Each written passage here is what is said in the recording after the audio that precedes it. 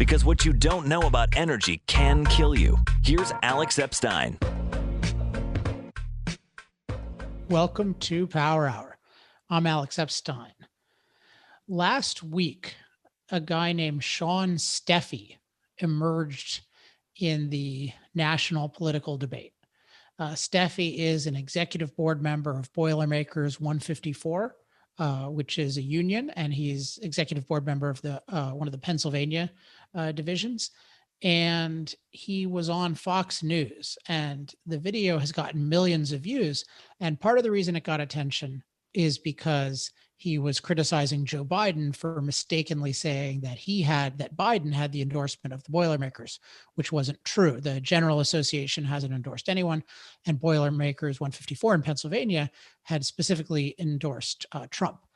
But the other thing I think got the video attention is that Steffee made an unusually impassioned defense of and even championing of fossil fuels on the show. And a number of you immediately messaged me and said, hey, you got to see this guy.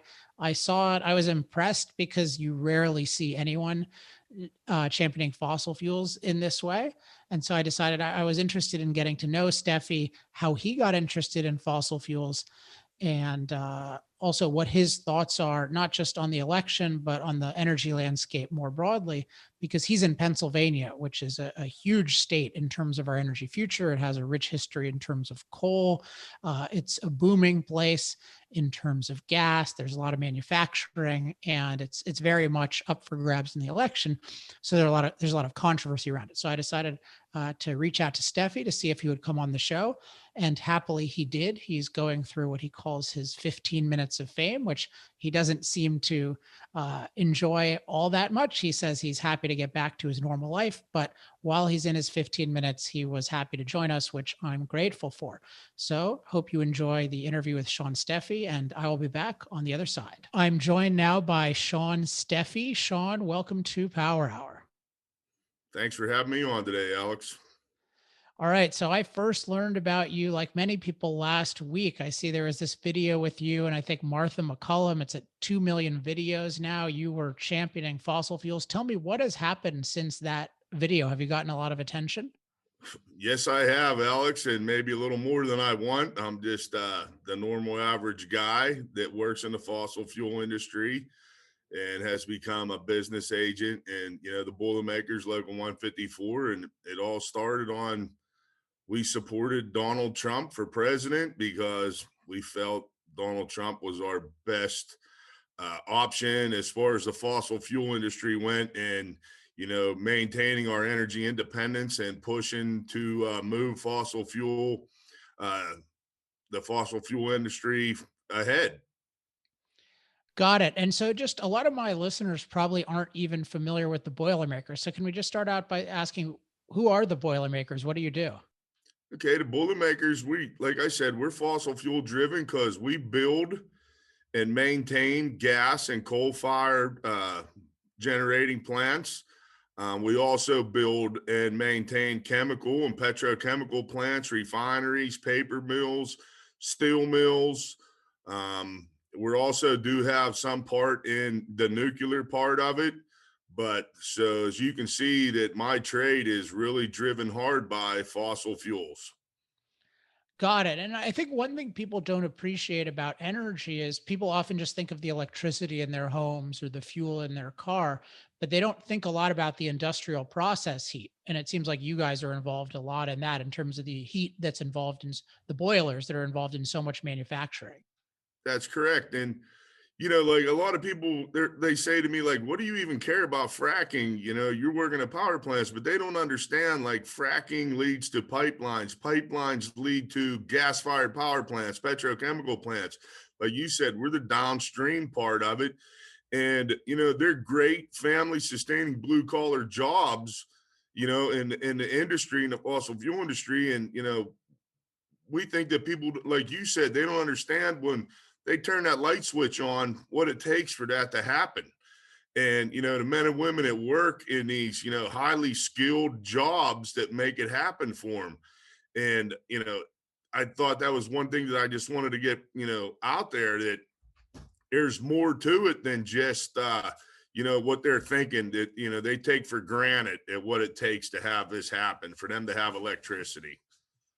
Yeah, one way I think is I found helpful to think about it and explain it is just to think about energy as a process. Because people just think of energy as, oh, it's just the sun or it's just automatic. I turn on the light switch, but there's a whole process that it takes to actually make the energy usable for you and affordable for you and reliable for you. And there are a lot of people, as you're indicating, involved in that process. And can you just tell us about like the range of things the workers you work with are doing? Because I think nobody is even thinking about what's happening behind the scenes. Yes, I mean, let's just take a coal-fired power plant, for instance. You have the men and women that are operating this plant, after it is built. But then you have us as a Boilermaker trade and many other trades that all play a role in that. For us, we're high pressure tube welders. The tubes, the water wall tubes that eventually turn into heat that push the turbine. We are involved in the duct work with the dirty gas, the stack. Now we have SERs and scrubbers, and we build all those things. So everything that engineer puts on paper, and we're the people that can build it. We're the working ants that take care of it, and we're highly skilled tradesmen that all have our niche, from the electricians to a pipe fitter to even your cement masons and stuff. Like, every one of us are involved in that, down to a laborer, the teamsters, the operators, because, as you know, these are engineering marvels that are huge industrial construction that takes large cranes to move things. And so we play a large role in this, and that goes even into our petrochemical plants and steel mills. And so when I was on the show the other night, I just wanted them to understand that these are great jobs, and you better, as the average Joe out on the street, should realize that there's more to it than just flicking that light switch on, what it takes. And that kind of can lead into the next thing is, people need to actually take a look in their whole daily life at what fossil fuels has done for them and what affords them luxuries. And then we'll see how much they want to ban a fossil fuel. Well, so speaking of banning fossil fuels, of course, the opponents of fossil fuels say, "Oh, well, we can just replace them all with green energy." When did you become suspicious of this claim? Well, I can exactly tell you. So when the new renewable movement came, this Green New Deal movement, and I was ignorant to what actually solar and wind was, I thought, my God, this new energy source, I'm out of job. Okay. Well, then I started looking into it and doing my own research on my own. I'm thinking, first off, like a windmill, it can't even exist without fossil fuels. Okay. It's got 900 tons of steel in one windmill, carbon resins, petrochemical plants, and then the solar is basically a lot of rare earth minerals plus a lot of toxic waste, or toxic chemicals that are used. And then I'm thinking, well, unless somebody figured out some kind of new metallurgical recipe, they're not making steel without coal. Um, and then I started looking at the actual intermittency and the unreliable part of the renewables.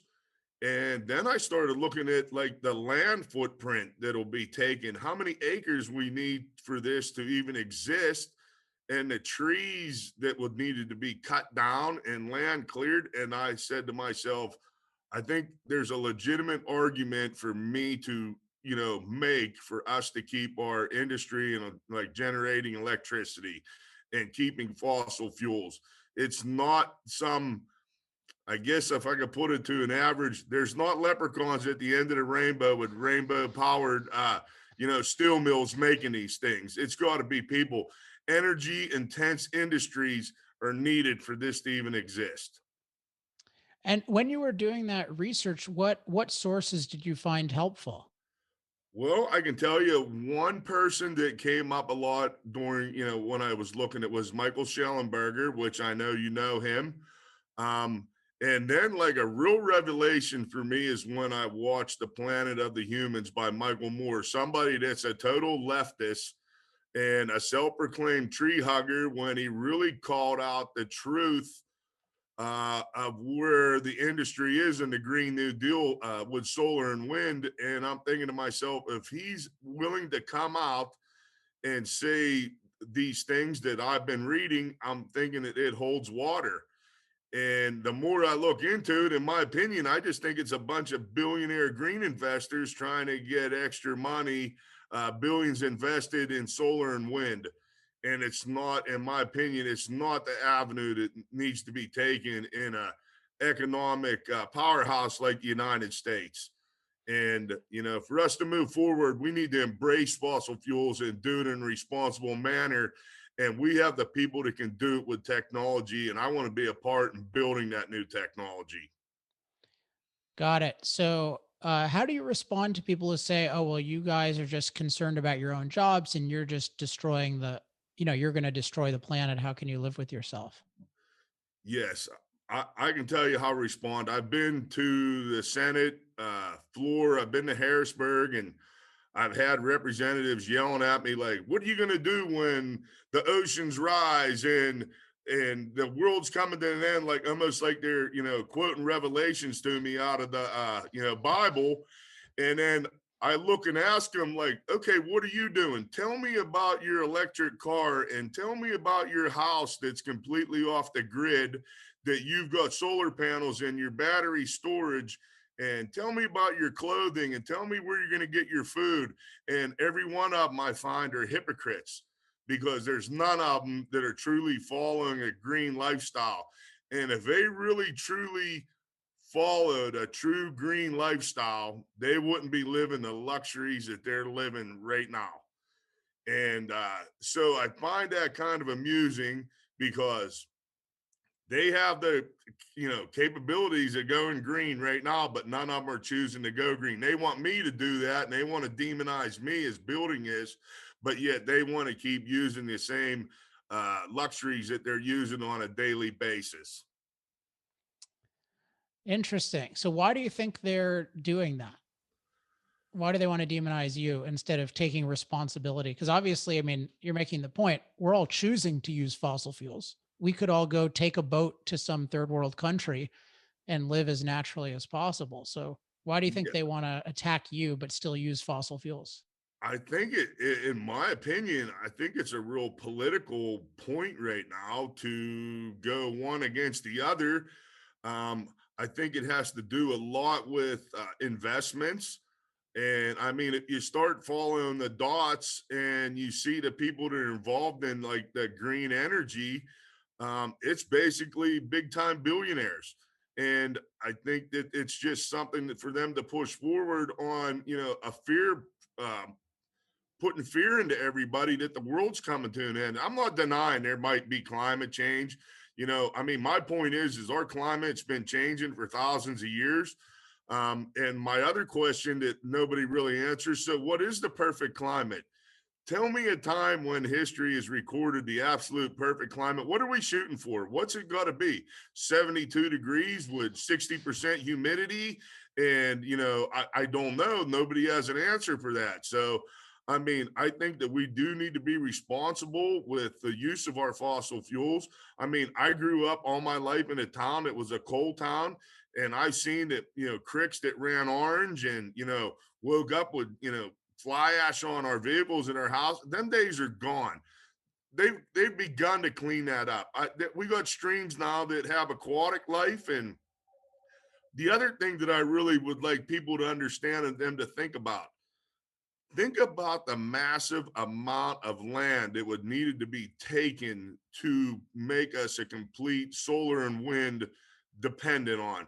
So, we're talking about hundreds of thousands of acres of trees in Pennsylvania that would need to be clear cut. So now we got a problem with erosion and sediment into our streams. And I'm an avid outdoorsman. I spend every spare minute of my time in the outdoors. And what is an aquatic killer in a stream? It's sediment. That chokes it out quicker than anything. And so all these trees are cut. All of our farm fields will be filled with solar panels. So where's our wildlife going to go? They depend on nature to provide them with hardwoods and acorns and hickory nuts and black walnuts. So now we're cutting it all down. So these environmentalists like the Sierra Club that, promote wild things in wild places. So how are you promoting that? By cutting everything down. And that's, they don't really give you an answer on that either. Nobody wants to really answer you. I like your point about what's the perfect climate. What are we shooting for? Because one point I like to emphasize is that the climate is naturally very dangerous.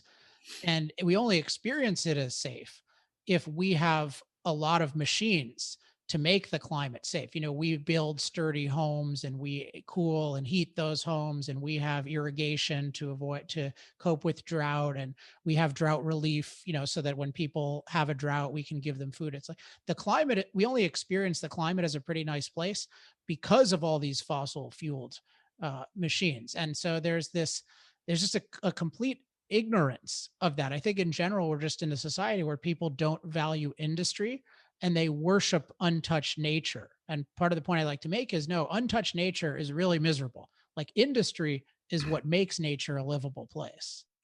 I totally agree with you. And, another thing that always strikes me funny is, so if you start investigating on your own and like, look for us, the power industry, electricity generation. So if you look at like the PJM grid, and then you see, take it for instance, like the week this year, the July 4th week, I think it was. So it was really hot, humid, and stagnant. Not enough wind out there to blow out a birthday candle. And at 4 o'clock, the sun's going down. And you look at the grid, and 65 million customers are receiving like 1,000 megawatts of power, probably enough to do like 1 million homes. So everybody's enjoying their air conditioning and electricity from gas, coal, and nuclear. Okay, not one time. All these people to say like, okay, on my energy provider, I checked the box for total renewables. Well, that's just not possible. They were using fossil fuel generated electricity. And I bet not one of them were calling into their provider and saying, hey, I checked the box for renewables and you need to shut my power off. So let's just take like the 2019 polar vortex in the Northeast. I'm from Pennsylvania, and through New England and New York, we were crushed by, frigid temperatures. I think coal made up like 40,000 megawatts, and natural gas and nuclear and, solar and wind were pretty much not there. Nobody was calling saying, hey, shut my heat off. I'm not getting renewables, That's a great idea, though. They need to offer that plan instead of these scam, renewable credits where you're Yes. just stealing credit for other people's small renewable usage and giving them the blame for your fossil fuels. It should actually be, I want my power cut off when there's Yes. inadequate sun, inadequate wind. I think that any of the power companies, yeah, anyone listening, offer that plan. That would Yeah, be I good think public about one education. day of doing that, Alex, and they would have a complete new song and dance on fossil fuels, heating and providing electricity. Yeah, definitely. Yeah. I love that idea. So just as we wrap up, I want to talk a little bit about oil and gas and a little bit about coal. You're in Pennsylvania, and as I understand it, in oil and gas, and particularly gas in Pennsylvania, I think there's just been Yes. this revolution. What has that been like for your members over the past decade or so? It's been fantastic. We've been building, I can tell you, Fairview, Hilltop, Hickory Run, Wellsville, the cracker plant, and the petrochemical plant in Monaca, Beaver County. It's been putting our members to work. But and this is part of the reason we stepped outside the box and made the stance we did with Donald Trump was, we got a Governor Wolf, that wants to join the regional greenhouse gas initiative and basically do away with our fossil fuel industry. Now we got, former Vice President Joe Biden that's came out and flip-flopped so many times that we still don't really know where his stance is on fossil fuels. And nobody has an answer moving forward. Nobody's questioning, well, how are you going to, do this with renewables? And he just says, we're going to do away with oil. It's polluting. We want to do away with natural gas. It's a polluter. Okay, well, what's your answer moving forward? Because I'm not against renewables by no means. I think there's a place for them, but we need to accept the full portfolio of energy from nuclear to renewables to coal and gas. And that would move us forward. Not one of them is going to make it happen. But the natural gas and coal has been our bread and butter. And I think that, moving forward with it, and if people could just really just take a common sense approach and study it just a little bit instead of Googling what the Kardashians did yesterday. How about Googling what makes your life go around and your cars and your houses and your total lifestyle, from your clothes to the processed food that you're getting, because them are all energy intensive industries, and it takes a good electricity source. And everybody thinks, like, China's building 500 new coal plants right now as we speak. They're not building that because they need electricity needs for their households. They're building that because they're a manufacturing powerhouse and they need that. Every one of these brakes and presses and strippets and lasers and automated production stuff, that takes a lot of electricity. And that's why they're building it, to maintain the stronghold they have on us in the manufacturing. And we need to bring that back to the United States. What has, you know, obviously there's been a lot of decline in coal, I think a lot because of regulation. What's that been like for your workers who work in the coal industry? It's been terrible because right now we have, like, just in my area alone, we have three of maybe the largest coal-fired power plants, maybe in the country: Homer City, Conemaugh, and Keystone. Um, and they're sitting there they're not sure where their future is, and they don't want to make an investment with any kind of money moving forward. Now, if you look to Ohio and West Virginia, that's also holding coal-fired power plants, they're doing a lot of work and maintenance on those facilities, because for me, the regional greenhouse gas initiative that Pennsylvania is trying to join is crushing them. It's moving the goalpost out of Pennsylvania into those states over there, making an uneven playing field. I think that there's technology like carbon capture and sequestration moving forward that we can start implementing. And, the infrastructure's here, the resources are here with coal right under our feet. And also we have the natural gas resources right under our feet. I say, what better to bring great jobs in than a good electricity generation with our fossil fuels, cheap, reliable, and that would bring manufacturing also, because if anybody knows it, that is one thing that's like, you got to have reliable electricity source, and we could be booming in the state of Pennsylvania, but we're trying to push it out, and I totally don't understand that.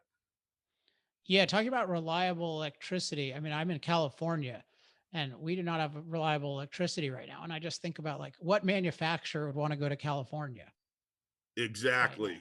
You know, and I mean, California, I mean, you're the poster child right now of blackouts and everything else. And is that really the fault of, I'm taking it's a lot to blame in infrastructure of our energy infrastructure there.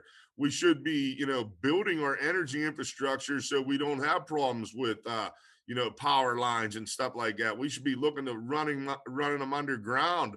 And I mean, I'm just an average guy, Alex, and I can figure it out. There's a lot more smarter people out there than me, and I definitely can figure out what we need to do to move forward. And I don't understand where the rest of them are. And, if you look at like AOC, Bernie Sanders, and all them, why don't they come out and tell us how great renewables are and put them off the grid, and they are completely, using solar panel, because they won't tell you that. And Microsoft and Tesla, they're all tied into the grid because they need a reliable electricity source.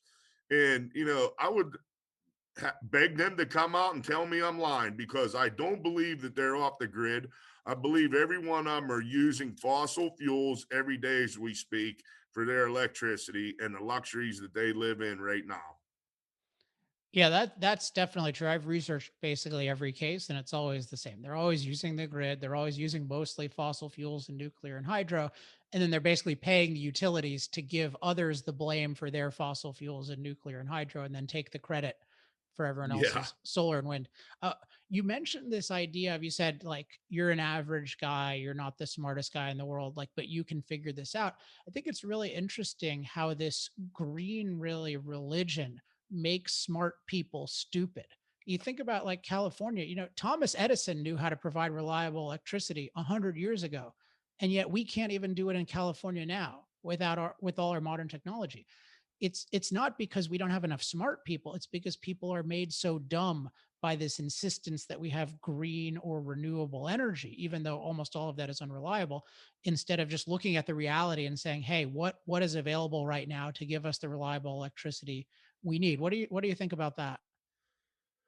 Here's what I think about that, Alex. And I get a lot of like Sierra Club members and Penn Future here in Pennsylvania and other places. And I've met them. They all come and they all got this big line for you and telling you, like, basically demonizing you. And then when you look, they drive off in a gas powered car. They got an iPhone. They got a computer. Their clothes is because of fossil fuels. I think they're hypocritical. I think they've like drank the Kool-Aid that we can move forward with renewables itself. And if you just look at a couple common sense things, like here in Pennsylvania and the Northeast, we have winter. Winter's here all the time. So when winter comes in, we got snow, we got freezing rain. So if you had hundreds of millions of solar panels that you were relying on, how many times do I get up in Pennsylvania and I got to heat my car up for 10 minutes before I can even start chiseling the ice off my windshield to go? So how are we going to chisel snow and ice off these solar panels? And how many people want to get up at 4 a.m. and go on their roof and chisel their solar panels out of ice and snow so they can get working? I think a lot of these people would start just taking a common sense approach and think about it. They'd say, yeah, I think we need more than solar and wind. And if I could just add this, I think that like our coal fleet and gas is like that reliable 4-wheel drive truck that you have in your garage. Okay. So if you trade it in and get this fancy sports car, like a solar and wind, okay, it's sunny and the wind's blowing 20 or 15 miles an hour, and I can put the top down and I'm going to make it to work today and it's going to be great. But the first day that it snows and it's rainy and cloudy and that car don't make it 2 feet out of your garage, you need that reliable truck. And when it's really bad and there's a foot of snow and you need to make it to work in that destination, you can put it in 4-wheel drive and you can still get to work, but you're not getting there with that fancy sports car. So my point is, yes, let's keep moving forward and use everything that we have at our disposal to keep us the number one economy in the world and keep great blue collar jobs. And I think that people need to realize that. And I think it should be a bipartisan thought. This shouldn't even be something that we should be thinking about. Both sides should understand this, and it shouldn't even be a political talking point. It's something that we need. We're not going to go 10 steps backwards. We got to keep moving forward. Awesome, Shawn. Is there anywhere on the internet where people can learn more about you and your work? I mean, we have a website at local 154 Boilermakers. It's our local, website. And, we post on there the jobs that we're working on. And, we just want to keep moving forward. For me to get on, everything's new. This 15 minutes of fame, I'm ready for it to end. I could go right back to manning work and putting guys out to work and, being there for my members and being their voice. And if this is what I got to do, then this is what I got to do. But, we need more people like you too that, keep pushing, but there's not very many of us that they all want to push us aside and make us look to be, environmental haters and, demonizing us that we're going to end the world with fossil fuels. And that's not true. Yeah, I mean the opposite is true. Particularly the workers who are doing it, is they're making we live in the best world that's ever existed, and it's the people, it's everyone who's producing it that's making it possible, including all the people producing the energy that fuels all the machines that makes life so good. So thanks so Yeah. much, Shawn, for coming on. Thanks for spending part of your 15 minutes of fame with Yeah. us. And I hope we stay in touch. And I hope some of your members find energytalkingpoints.com useful. Because if they go to Google, you mentioned Google this, but right now, Yes. if you Google, you don't get very good information. So I No, hope no, people no. check I out did look you up, energytalkingpoints.com. Alex. You got quite the array of articles and op-eds, and I started reading some of them, and you're a pretty interesting guy. All right. Yeah. I'll take it. Thanks so much, Shawn. All right. Thank you, Alex. Take care. You too. Thanks again to Shawn Steffee for joining me. One thing that I appreciated about Shawn's perspective in particular, and I indicated this a little bit on the show, is that he's actually in the thick of this stuff every day. And by the thick of this stuff, I mean energy production and more broadly, industrial production. And I think as a rule, in an advanced society with a huge division of labor, it's very valuable to hear from people who are doing the specific things in an area because it's very easy for us to get detached. So it's easy for us to just not think about, hey, what is actually involved in producing all the amazing material values that we use in our lives? If we ourselves are not involved in much in the production of material values, that's certainly true of me. Like I'm creating a certain kind of material value like books, but I'm not even manufacturing those. I'm using the values that others have created. I'm trying to add value with my ideas, but I myself am not in a factory or in an oil field. And it's very valuable to hear from people who are. And I really appreciated his perspective. And I think that's one reason why he made this point that, oh, he says, well, I'm just an average guy. But all these smart people seem to be dumb. At least that's my interpretation. And I think a lot of the smart people are just detached from the reality of what is actually involved in producing energy and more broadly, producing our current standard of living.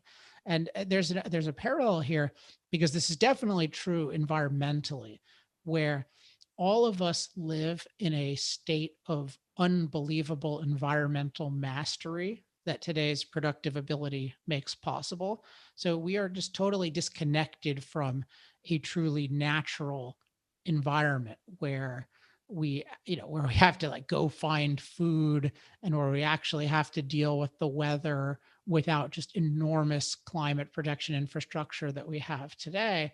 And it's a reason why I like reading history and I like learning about life in what I call unempowered countries. So maybe in the future, I'll find more guests who can give us more of this firsthand perspective. In fact, I have one that I'm talking to now about coming on the show, and he's a new up and coming energy advocate who is based in India. And I'm really interested in getting his perspective because he's really lived what poverty in general and energy poverty in particular are like. So if you have any suggestions for guests who have a lot of valuable real world experience that they can share with us, definitely let me know at alex@alexepstein.com, which brings me to my usual refrain. If you have any questions, comments, love mail, or hate mail, email me at alex@alexepstein.com.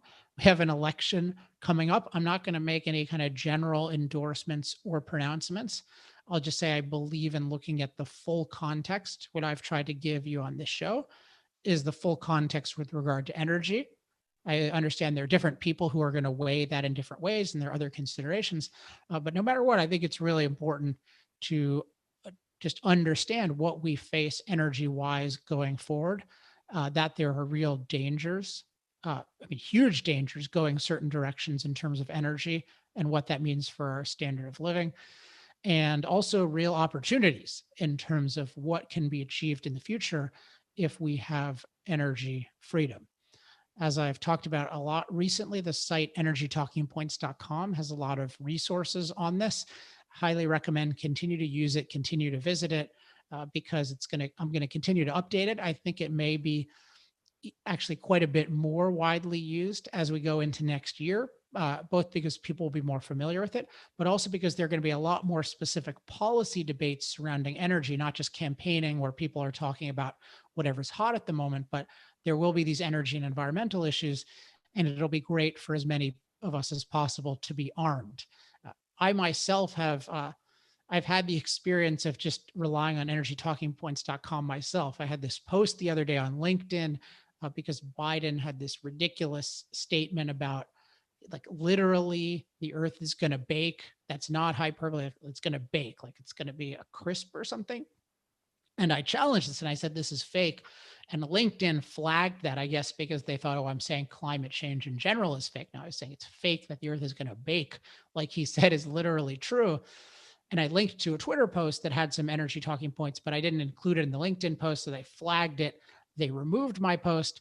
But then I just went on energytalkingpoints.com and copied and pasted a lot of the climate talking points that totally proved my case. And I just posted them on a new LinkedIn one showing the removed post. And so far that hasn't been brought down and it's been viewed by a lot of people. So just one example of how energytalkingpoints.com can just allow you to make the case for something very, very quickly.